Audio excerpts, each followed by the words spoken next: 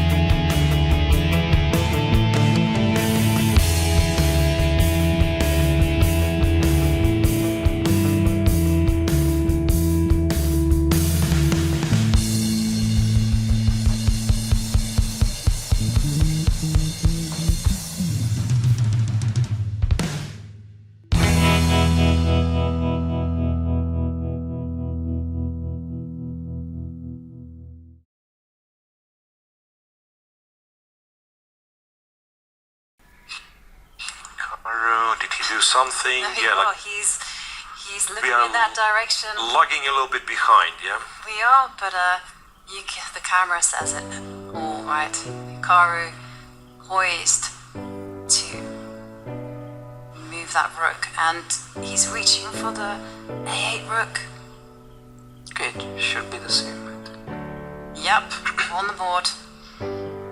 Rook a8 to a7, I guess.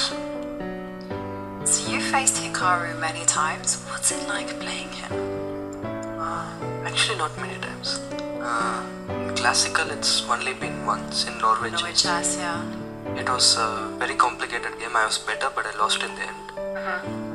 And I faced him in a chess.com match, which I also lost. But yeah, it's always great playing against him. He's one of the best players.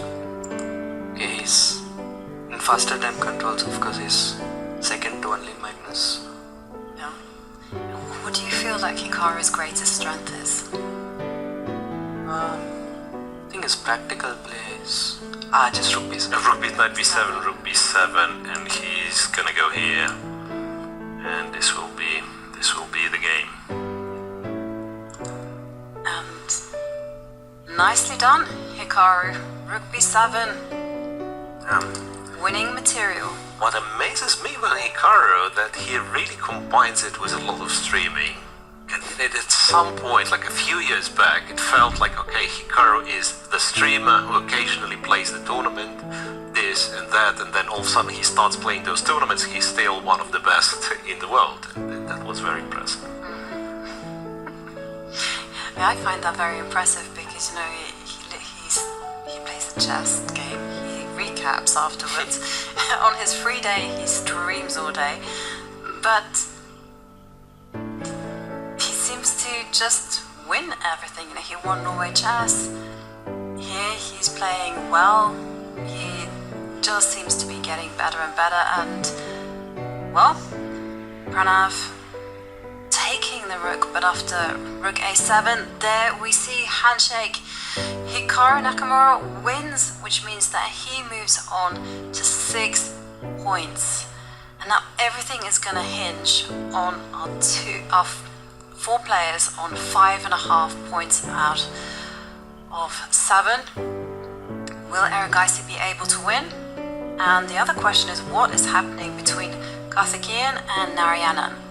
So can we take a look at the Karthikeyan against Narayanan Yeah, first? Navigate is completely winning. I want to say, like, way too many pawns. There's a lot of pawns. Way too many pawns, and on board 5 still has to be a draw, but yeah, some difficulties, right? Who is better?